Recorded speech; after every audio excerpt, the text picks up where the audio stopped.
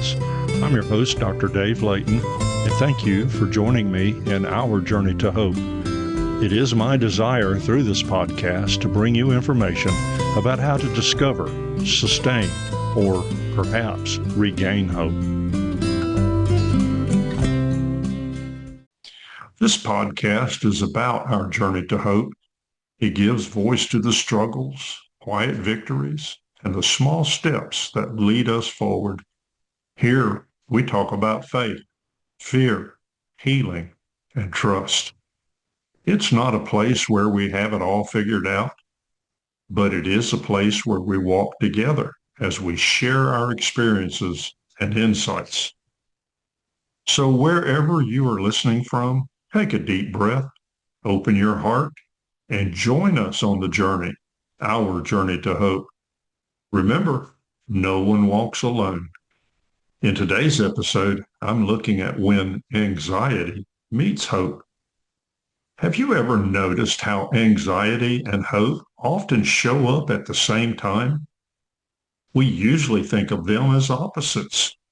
Anxiety pulling us down, hope lifting us up. But what if they're more connected than we realize? Anxiety is that tight feeling in our chest. It's those times of racing thoughts. Our thoughts race through the what ifs of situations and refuses to be still. A Bible verse that often comes to mind is Psalm 46:10. It states, "Be still and know that I am God."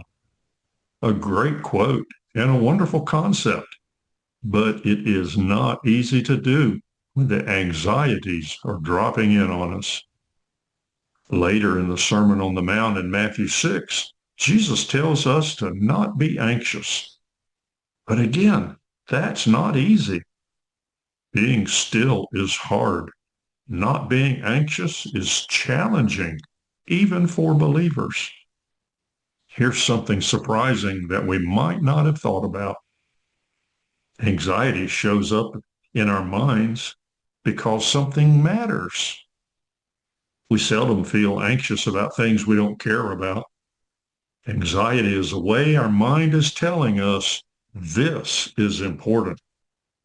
Here's something else to remember. Right there, in that very place, hope is already present. Hope isn't the absence of anxiety. Hope stands next to anxiety and whispers, "This is not the end."